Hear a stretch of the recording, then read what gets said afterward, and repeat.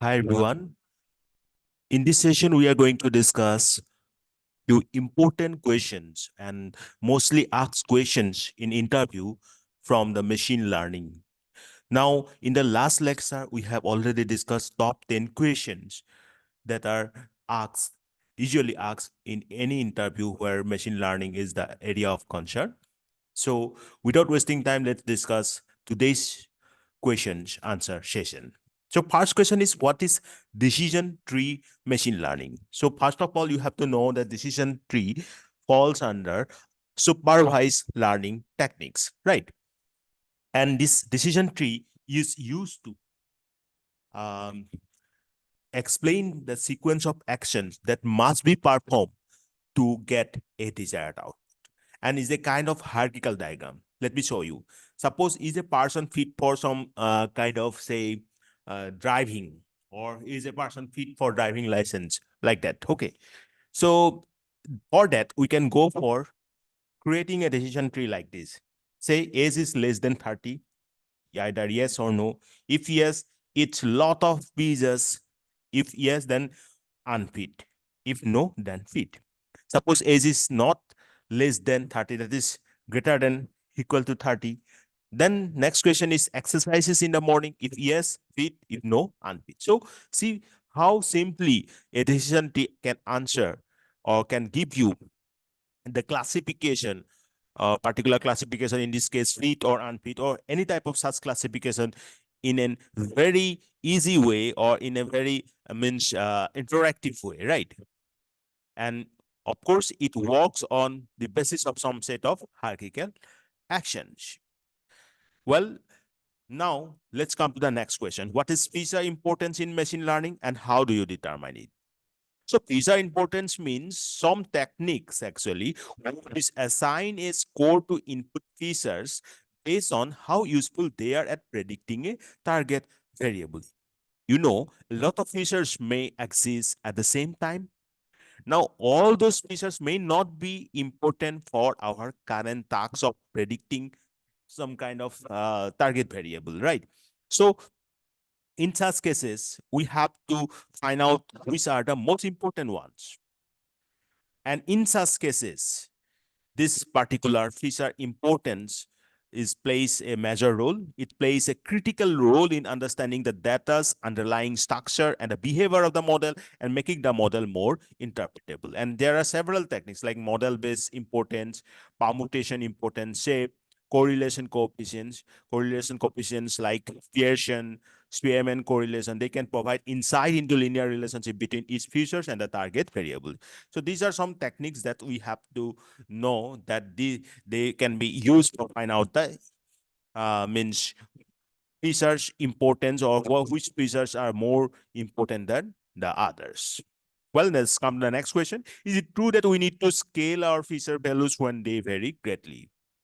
So yes, we have to go for it, because most of the algorithm, use Euclidean distance matrix between the data points.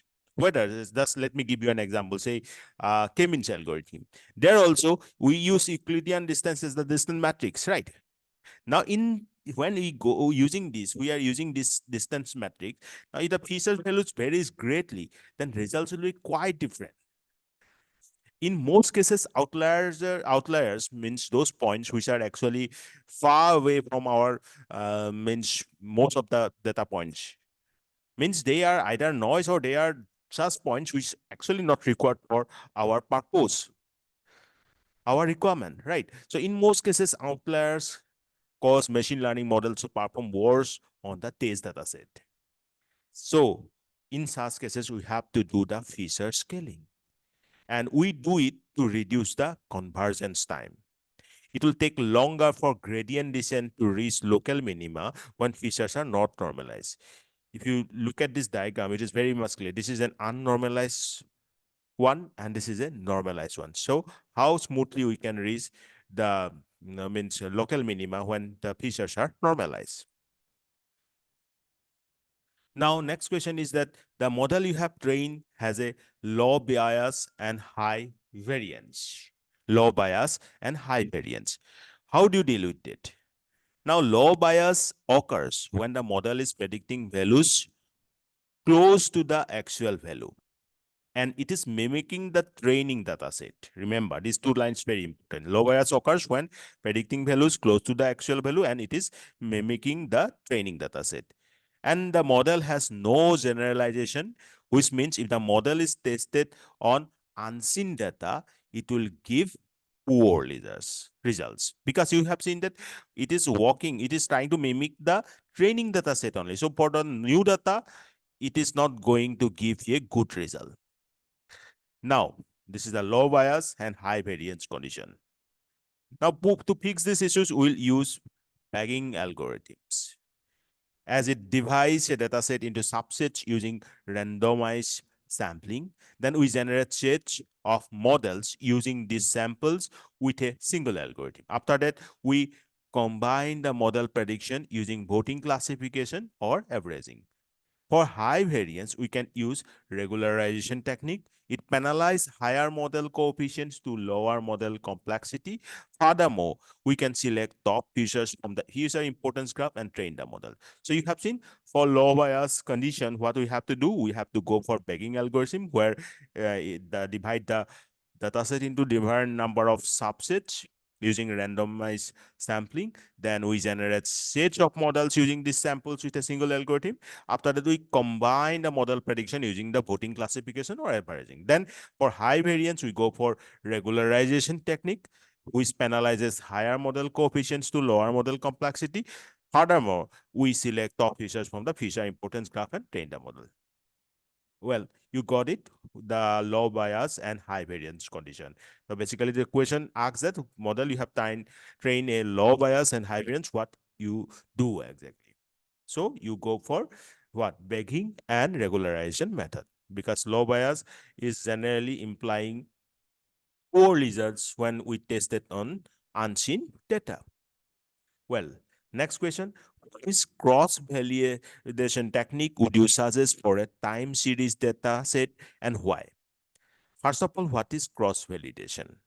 Cross-validation is used to evaluate model performance robustly and prevent overfitting. Mainly, we use cross-validation to deal with, or you can say, prevent overfitting problem. Now, generally, cross-validation techniques randomly pick samples from the data and split them into train and test data sets. Okay.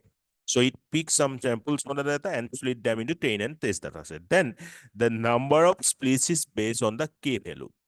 Say, for example, if k is equal to 5, there will be 4 folds for the train and 1 for the test. Sorry, it will repeat 5 times to measure the model perform on separate poles. We cannot do it with a time series dataset because it does not make sense to use the value from the future to forecast the value of the past. Right? There is a temporal dependency between the observation, and we can apply, or we can only split the data in one direction so that the values of the test data set are after the training set. Obviously, it is very much logical. Yes. Now, in this diagram, you can see time series cross-validation. Right. In this diagram, time series data, k-fold split is unidirectional. Directional is, you can see it's the arrow mark, unidirectional. The blue points are the training set, these points are training set, and the red point is the test set. The white is the unused, these white points, these are unused data. As we can observe with each or every iteration, what is happening? We are moving forward with the training set, right? Training data points increase, while the test set remains in front of the training set, not randomly selected. Now, it's very important. So we have seen that which cross-validation technique would you suggest for time series data set and why? And you basically have seen that cross-validation we use for preventing overfitting, but in case of time series data, it is kind of means illogical to use some values from the future to forecast the past, right? So we what we do, we can go for k-fold splitting. Well, next question is, why can the inputs in computer vision problems get used? Explain with an example. Now, you can say In computer vision means what? We are dealing with the images or videos, right? Imagine an image of 250 cross 250 and a fully connected hidden first layer of 1000 hidden units, right?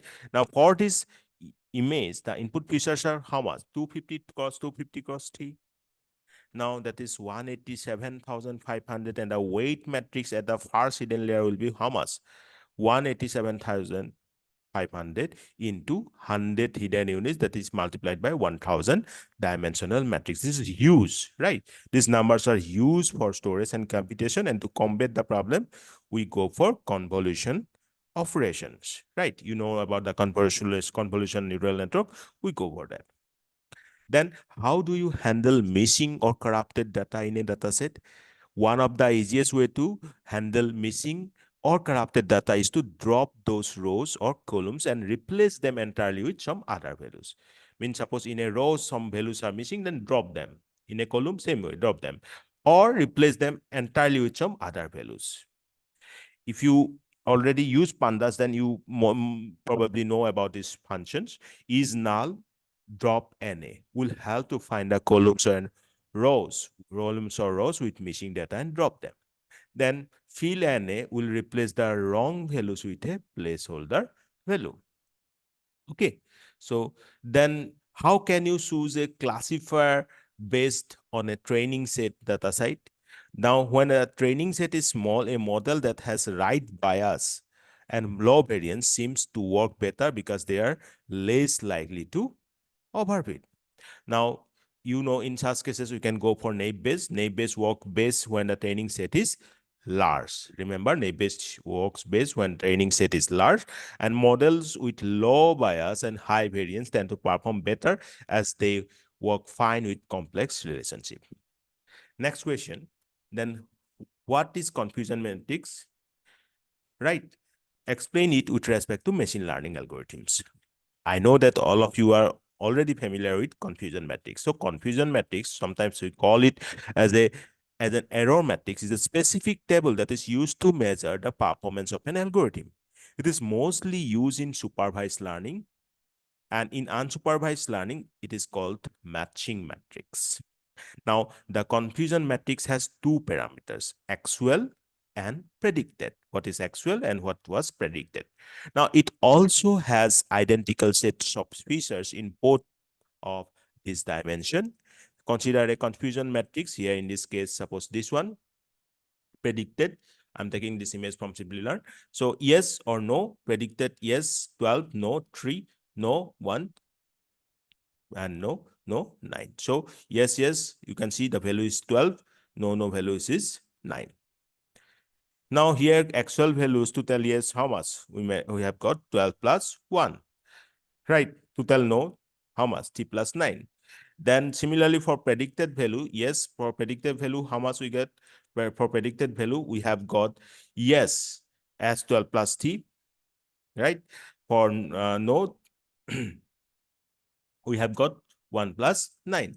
Let me show again, 1 plus 9, 12 plus 3 and 1 plus 9, right?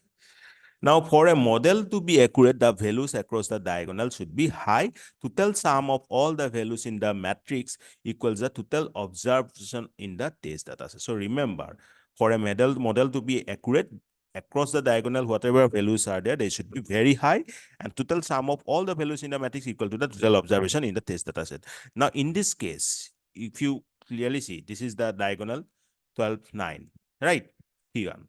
Now, in this case, total observation 12 plus 3 plus 1 plus 9, 25. Now, accuracy is equal to sum of the values across the 9L, 12 plus 9 divided by total data set, that is 25. So, 12 plus 9, diagonal I told you, in this case, let me show you again, 12, 9. So, 12 plus 9 divided by 25, that is 84%. That is a good, right? Well, with this, I'm ending this session, but the session will be going on. Again, next session, I will try to collect some other important questions, interview question answers, and I will present it to you. So till then, if you have any query on some specific topic, then please ask me. Okay. So here I'm signing out. Take care. Bye-bye.